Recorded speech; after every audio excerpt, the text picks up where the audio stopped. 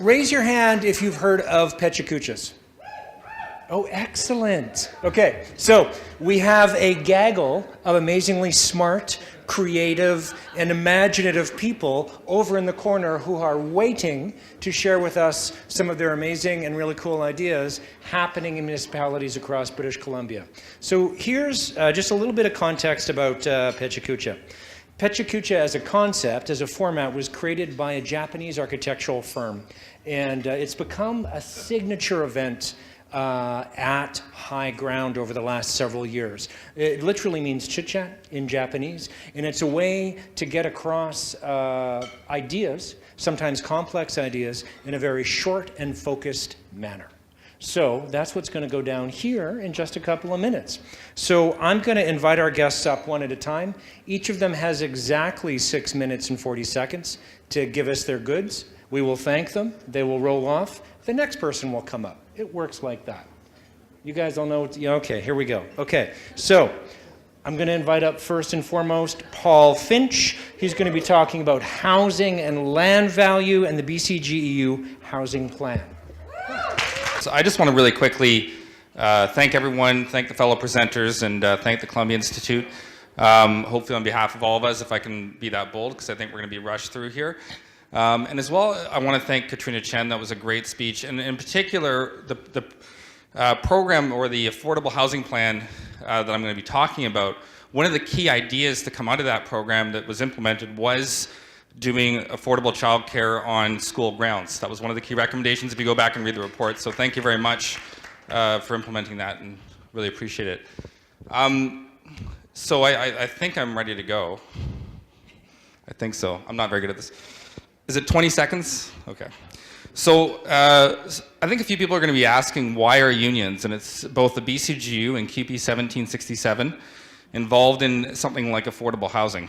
And we actually have the mandate in our Constitution, it's in Article 3 of our Constitution, to advocate in the social and political interests of our members.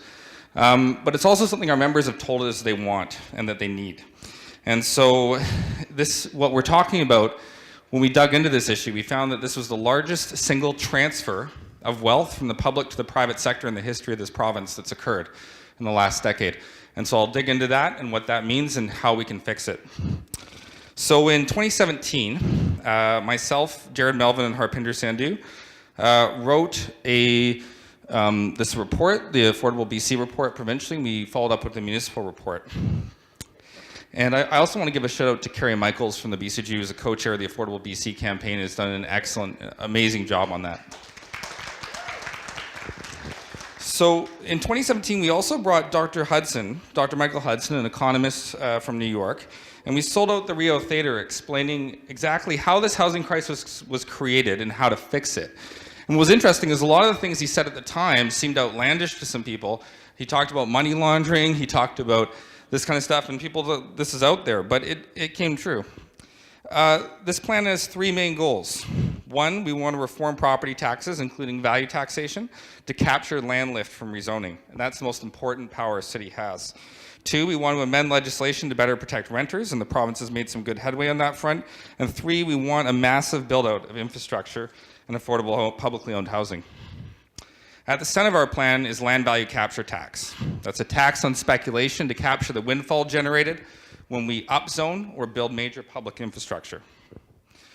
So land value is created by access to public utilities like this and resources in transit. These things are paid for by our taxes. So when I talked about that transfer of wealth from the public to the private sector, the things that generate the value of real estate across the province are the things that our public taxes pay for.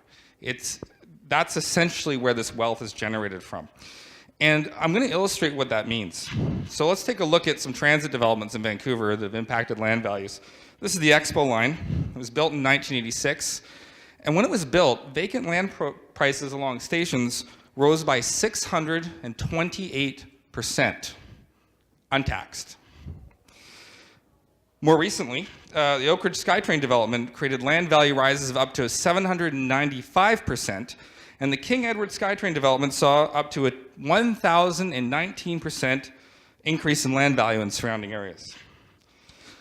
So even though billions of public dollars were invested to create those values, very little of the increase was taxed in order to deliver any return.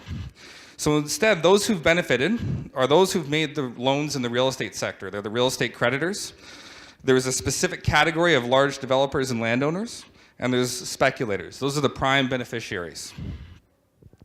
And so that's really what we're trying to do, is reclaim a portion of that income. Cities are giving away land value right now and allowing developers and landowners to make a typical 40 to 60% profit on a development. Often when these come to city councils, the actual value of the land lift is not understood, it's not presented, and that's one of the things we want to seek to change. BC's real estate market is worth an estimated $1.9 trillion right now. And that's up from about $500 billion it was worth in about 9 years ago rather. That's an incredible increase. That's over $1 trillion in increase of the aggregate value of land in the province. And so this is why we need land value capture. Because if we bring in land value capture to basically capture that portion of that land lift, we can use it to keep the price down of land inflation, but we can also use it to pay for that affordable housing we need and the transit that we need. Major jurisdictions around the world that are currently using this are Singapore, Hong Kong, and even London, England. And the key to being able to implement this is having a world-class assessment authority like we do here in BC. And I know that when the Barrett government put in that assessment authority, one of the main reasons they did it was to create land value capture, a form of it. In Kansas, a land value capture tax will fund more than half of the capital costs for their entire transit expansion. In Miami, it's going to generate over $1.8 billion in 30 years. And these are cities that don't have the same capacity to generate land lift as Vancouver. Taxing land lift around transit corridors basically will raise the money we need to build affordable housing. And it'll make sure that the people who are struggling to get by have that affordable housing. With land value capture in place for new developments like the Millennium Line to Arbutus, which is going to show up here in a second, high land values from this project can go from being an obstacle, something that people are dreading, to an opportunity to build out affordable housing, not just along this route, but across the entire Metro Vancouver area. So we think it's time for a paradigm shift. We want to tax capital at the point of accumulation.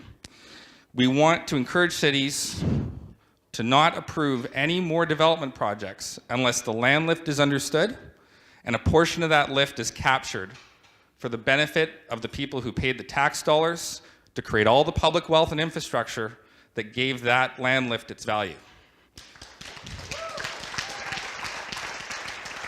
So I'm happy to talk at length or discuss this. Myself and Carrie, and as well as Jared and Harp, have been going around the province to speak with city councillors. We've spoken with the provincial government, and we're happy to speak more if anyone's interested. We've got the report; it's available online. So thank you very much. And it's always very humbling being in a room of so many people dedicated to public service. Thanks.